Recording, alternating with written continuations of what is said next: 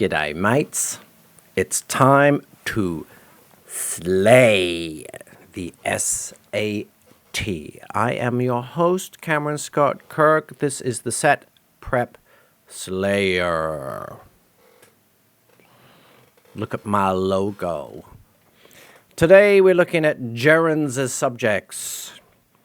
Gerunds as subjects. No, I'm not speaking a foreign language. A gerund is a thing in English that us teachers know. I'm letting you in on a secret now. Gerunds are definitely a thing.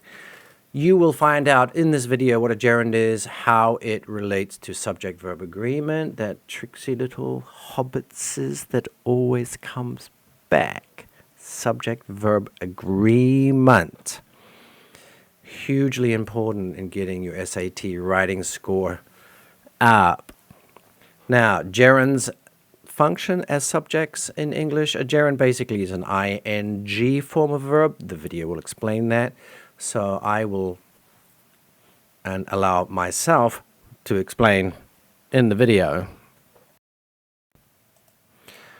All right, gerunds as subjects. First, let's define what a gerund actually is. It's simply a verb with an ing attached to it. Example, eating, swimming, sleeping, thinking, driving, any other verb you can think of with an ing on it. We will call that a gerund. Interestingly, they do not function as verbs. You heard me right. They're not verbs anymore. Once you put an ing on it, they actually function as nouns. And if they function as nouns, they are therefore potential subjects of clauses. And if they are subjects of clauses, they always take singular verbs. Now, what do I mean by that? Let's have a look at an example here. Here's the first sentence up on the whiteboard. Having friends, gap, is good for your mental health. Now, we have two choices of verb here. Plural are, singular is. At first glance, having friends. Friends are matches up, doesn't it? However, the subject of the sentence is not friends. It is having. And would you ever say having are? You wouldn't. Having is. So, having, because it's the subject of the sentence, takes the singular form of the be verb, is. Having friends is good for your mental health. Example number 2. Reading books. Now, books is plural, so normally we'll take a plural verb. Books assist in developing vocabulary. So if you just cross out books, cross that out. Books assist in developing vocabulary is a correct subject-verb match. However, the subject now, as you are, I'm sure, well aware, reading. And you wouldn't say reading assist. It would be assists. So here's the rule with gerunds as subjects. They always take singular verbs. So just going back to the first example up here, if you took out having and just kept in friends,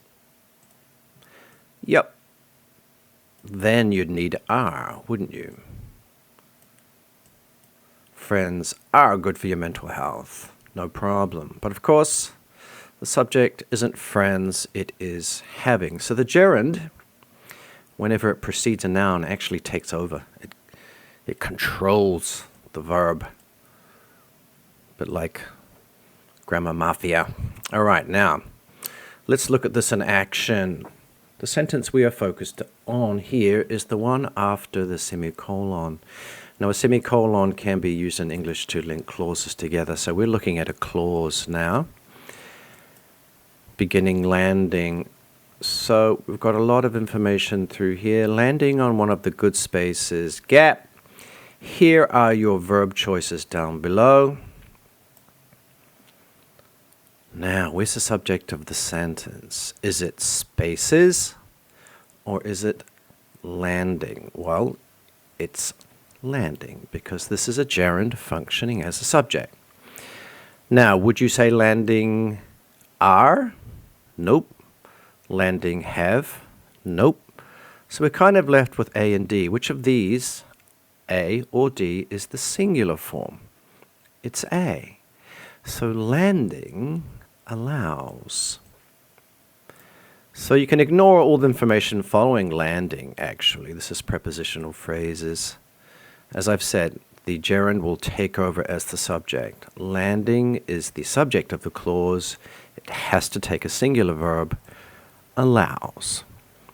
Moving on to a second example.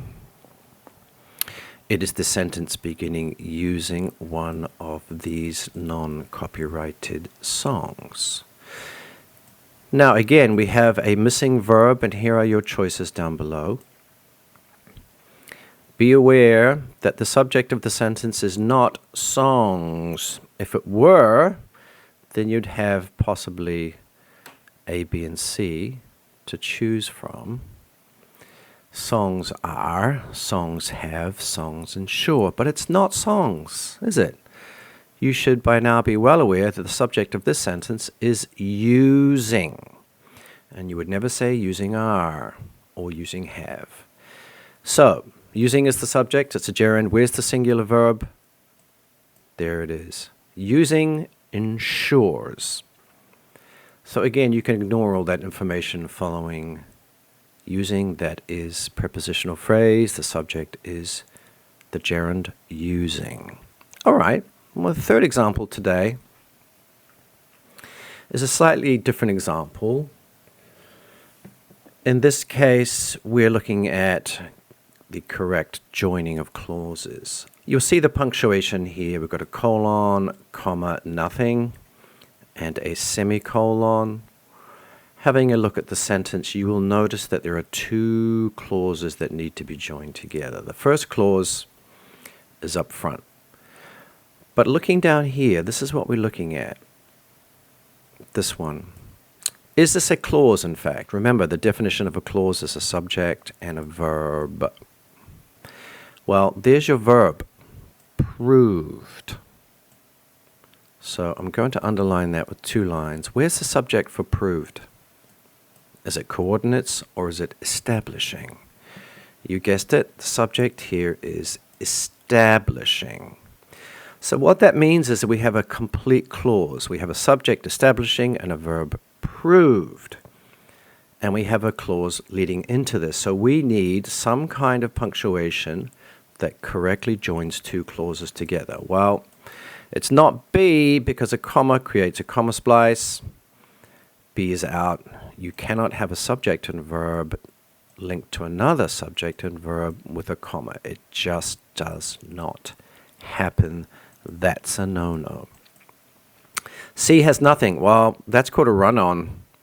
That's just a subject and a verb smashed up into another subject and a verb. That's not happening either. So C is out. You're left with 2 types of punctuation that can join clauses together. Colon versus semicolon. Now, a colon, however, is only ever used in one of 2 situations. So we often use colons for lists or clarification. What do I mean by clarification? It's just that the second clause is going to make clear the first clause. There's no need for that here. Therefore, the correct answer is D. The semicolon links the 2 clauses together in this way, which we can do in English. So, it is extremely important that you understand how gerunds are working within sentences. They're often used as subjects. If they are, they must take singular verbs. It's also important to recognize a subject gerund so you can have correct joining between clauses. So that's a very brief lesson on gerunds as subjects. So gerunds are very important for you in terms of understanding subject-verb agreement, and a subject-verb agreement is something, if you've been watching my past videos, will have noticed that comes up quite a lot in SAT, particularly the writing section. It's crucial. So just another aspect of getting your subject verbs right, the matching right, the agreement right, is knowing what a gerund is and how to use it in a sentence. And I hope you know that now. Well done to you. All right, signing off for today. Check out my next video or my previous videos. Welcome to my wacky world of bizarre, obscure grammar that the SAT people seem to love and adore and live for, basically. But don't worry, I'm here to guide you through, and together we will slay the SAT. And remember, the College Board is your enemy. I am your friend.